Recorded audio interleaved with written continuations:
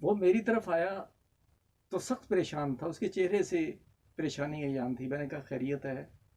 کہنے لگا مجھے پیسوں کی ضرورت ہے 1 لاکھ روپیہ، نہیں تو میرا قرض نہیں اترے گا. میں آپ کو 10-10 ہزار کی آسانی کے ساتھ میں واپس کر دوں گا. میں لوٹا، گھر گیا، پیسے لیے اور اسے دے دی. اس کے بعد وہ، اس کے چہرے پہ اطمینان کی ایک لہر دوڑی اور وہ چلا گیا. اس نے مجھ سے کہا تھا کہ اگلے مہینے کی 5 تاریخ کو میں آپ کو 10,000 روپیہ پہنچا دوں گا. 8-9 تاریخ گزر گئی، وہ نہیں آیا. ایک دن جب میں اپنی گاڑی میں ایک بڑے سٹور پر شاپنگ کے لیے گیا تو میں نے اسے دیکھا. وہ ایک بھاری بل ادا کر رہا تھا.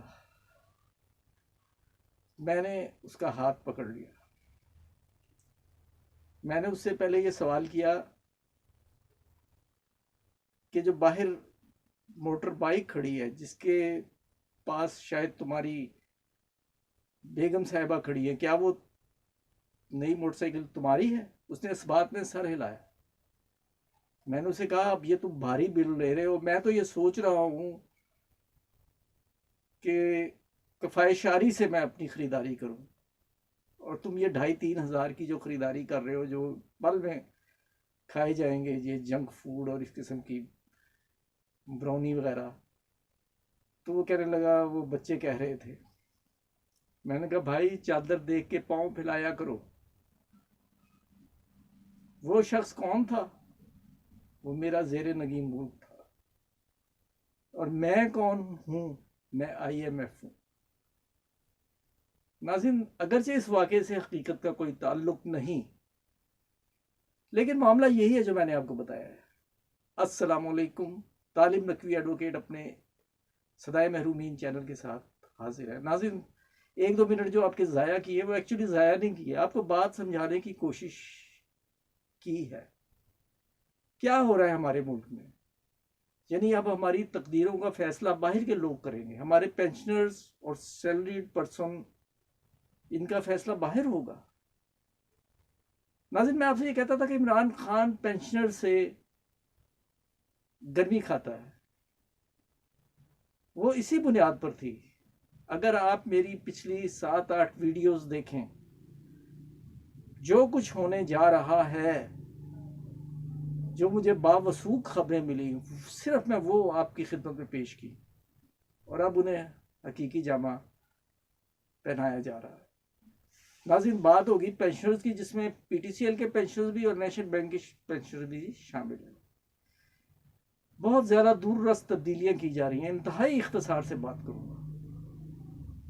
IMF کے مشورے پر پینشن کے رولز بنائے جا رہے ہیں اور ایک نجی کمپنی کی خدمت حاصل کر لی گئی ہے. مجھے یہ خبریں بہت پہلے سے پتا تھی، لیکن میرے ذرائع نے کہا تھا کہ ابھی انہیں لیک آؤٹ نہ کیا جائے تو بہتر ہے. لیکن ایک بات یہ ضرور کہوں گا کہ جب تک سب چیزیں سامنے نہ آ جائیں، کچھ قیاس آرائیوں پہ کچھ نہیں ہو سکتا. لیکن ایک بات تو طے ہے کہ نجی کمپنی جو بہت ایک شہرت رکھتی ہے اپنے کام میں، اسے ٹاسک دیا گیا ہے کہ پے اور پینشن کے معاملات حل کرو. اور ناظرین، جو ہونے جا رہا ہے مستقبل میں، اس بجٹ میں نہیں اگلے بجٹ میں، وہ یہ ہے کہ 25 سال کی سروس میں آپ کی تنخواہ فریز کر دی جائے گی اگر آپ سرکاری ملازم ہو. اس کا فائدہ یہ ہوگا کہ لاسٹ پیڈ راؤنڈ پہ جو پینشن ملتی ہے وہ کم ہوگی، حکومت کو فائدہ ہوگا. اور ایک اور خبر آپ کو بتا دیں کہ پینشن کا یہ تصور جو ہے اسے ختم کیا جا رہا ہے. اور جو IMF نے کہا ہے کہ پینشن کنٹریبیوشن جو ہے اس کا سلسلہ شروع کیا جائے، جو باہر کے ممالک میں بھی ہے. ہوتا اس میں یہ ہے کہ پھر اس میں یہ ڈسٹنکشن نہیں رہے گی کہ سرکاری ملازم کون ہے اور نجی ملازم کون. یعنی پھر سارے EOBI کے پینشنرز ہوں گے. PTCL کے ملازم تو پہلے ہی ہے، اس کے علاوہ سٹیل ملز کے جو ملازم ہیں وہ بھی EOBI کے پینشن یافتہ ہیں. تو یہ جو ہے سلسلہ یہ شروع ہونے جا رہا ہے. اور یہ بری بات اس وقت تک نہیں ہے کہ اگر ہماری ملک کی معاشی استحکام اس حد تک آ جائے.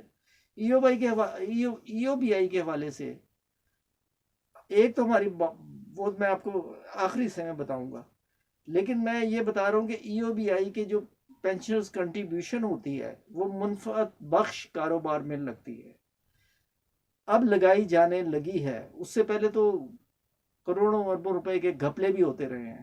اور سب سے بڑی ڈاکہ زنی تو یہ ہے کہ انہیں جو نجی ملازم ہیں انہیں ان کی کنٹریبیوشن ہی نہیں ہوتی. اب میں دوبارہ واپس آتا ہوں سیلری وغیرہ پینشنز کے حوالے سے.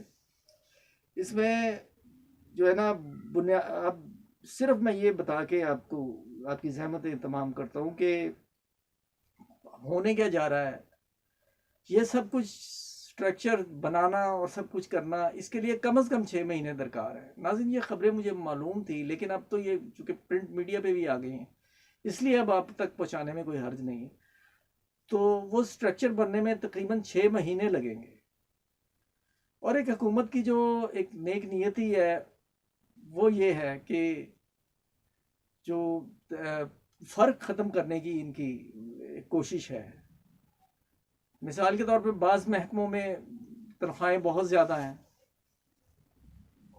اور بعض میں کم ہیں، اور جن میں کم ہے وہ بیچارے آر ڈی اے وفاقی حکومت نے تو دے دیا ہے، پنجاب حکومت کے اب تک وہ کر رہے ہیں، اور اگلے وہ پروگرام بھی بنا رہے ہیں مظاہروں کا.